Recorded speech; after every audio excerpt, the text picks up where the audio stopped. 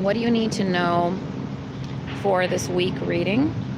It's timeless, so if you watch this 3 months later or you watch it 3 days later, it's starting whenever you watch it for a week after. So if you chose message number one,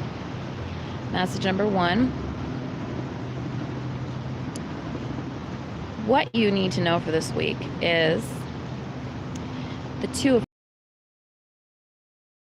you're going to be juggling a lot of things.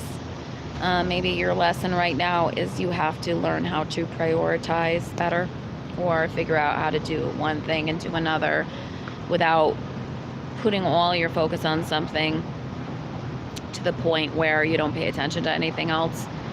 And then the other thing kind of falls by the wayside. It's about finding a balance. Maybe your balance isn't two jobs. Maybe it's home life and your job life. Maybe your balance you need to find is your love life and, your family. Whatever the balance is, maybe it's your health with your enjoyment. It's about finding balance and not depriving yourself of one thing or one experience in life, but trying to balance the two. That is your message number one. So think about that for whatever week you watch this on. How do you find balance? How do you bring more balance into your life? Excuse me. Thank you for whoever is watching this. I appreciate your subscription and coming to my channel. Also, how we balance things is where we balance, maybe it's not two things that you're balancing, but you're trying to find balance with your finances, or you're just trying to balance your love life by itself. Maybe it's been out of sorts. Maybe work has been out of balance. There's something that's not quite sitting right that needs more balance and equilibrium in your life. Think of the energy of Libra, because Libra is represented by scales. We're actually going into Virgo season, but we're going to be in Libra season after that. I should know because I'm a Virgo. And that sign is all about trying to find balance. A lot of times, though, they're not always balanced. They're all over the place sometimes because they're always trying to please everybody. I want to make a note that finding balance does not mean being a people pleaser. It means pleasing oneself.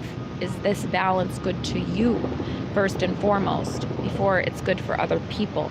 Are you trying to balance things in your life or make things better for somebody else or for yourself? That's what you need to figure out. And do so, whether it's two things or one thing that needs greater balance or steadiness. If you chose message number two, your message is the Five of Cups. Five of Cups means that you've experienced some sort of loss, either this year, recently, whenever there was a loss. Maybe it was a job loss. Maybe it was a positive loss, like you wanted to lose weight and you lost weight. For some people that's not positive, but maybe for you it was. It could also have been a loss of a loved one, or a loss, like I said, of a job. When we have losses in our lives, or when you have a loss in your life, number two, what are you doing to self-care to cope with that, right? What is that loss? If it's a loss of a job, I don't want to say a person should be replaced, but let's say if it's a loss of a job, what is that telling you? Maybe it needed to be replaced. Maybe it wasn't good for you anymore. Maybe it just wasn't right for you, and it was time, right? Maybe that was the universe was trying to tell you something, and because you didn't listen, it took that away from you. Now, if this is a loss of a person you dealt with this past year or recently, that's not trying to tell you something. It's unfortunate that it's part of life. I wouldn't say that that's translated the same as losing a job, obviously. It's part of life, and it's a difficult part of life, but it is part of life.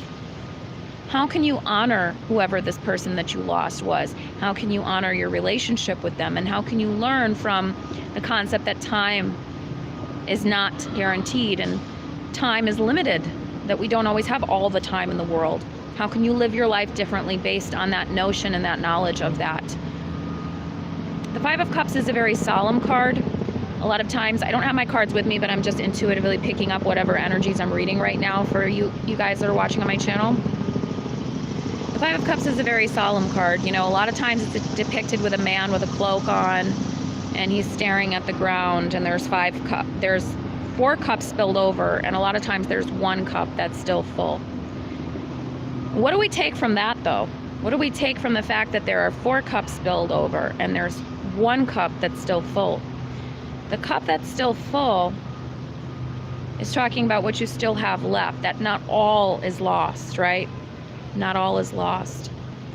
That there's still a chance to grow, there's still a chance to do more, there's still a chance to change the future. And yes, you can't bring back your loved one. You can't bring back the same job that you lost. I mean, it's more serious with the loved one. But what can you do now? What can you do with what you have now? That's the question you need to ask. And what are you going to do going forward? What are the lessons you've learned? Message number 3, your message is a star card. Also, I'm seeing the sun card. I'm seeing a very optimistic message for number 3 for some reason, very high vibration. Star card means you've got a lot of hope. You've got a lot of optimism for the future. You're riding the wave high, right? The sun is like great things are happening. Maybe you got engaged, you're getting married, maybe you got a promotion. It's like good, good, good. Basically, I just, for some reason, it was like sun card, star card. I saw in my mind's eye, like right away. The star card has a warning with it, though. It's a very positive card, but it says be careful what you wish for, because when you actually get it, do you really want it, right? So, for instance, I have people come to me with love things. They want me to do a love intention for somebody or incantation or whatever, like make this person love me. I don't really do that because I feel that that's like a cautionary tale, like I just said, be careful what you wish for. That's an example of that. Great things are happening to you and will happen to you and can happen to you, right? The sun and the star.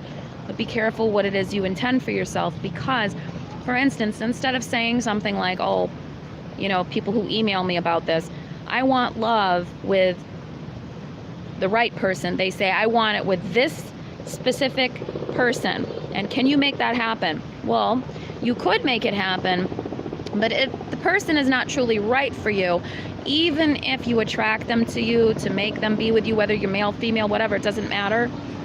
There will always be something not quite right about the situation because you forced it, because it wasn't meant to be.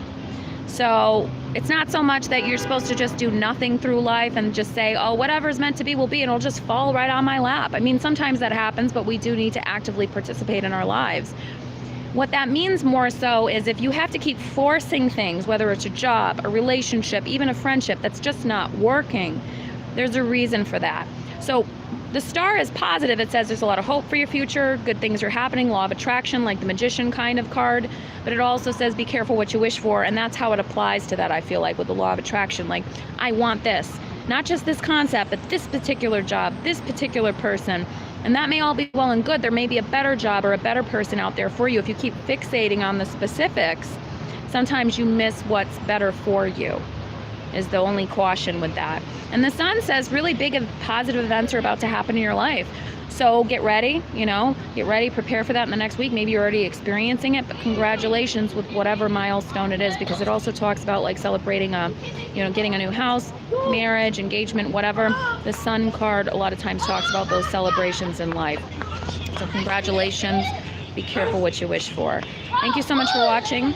If you'd like your own reading, go to naomitarot.com. I also offer, life coaching sessions, incantation, spell, spirit channeling, and I also do astrology charts. That's what I started with. I did astrology way before I did anything else.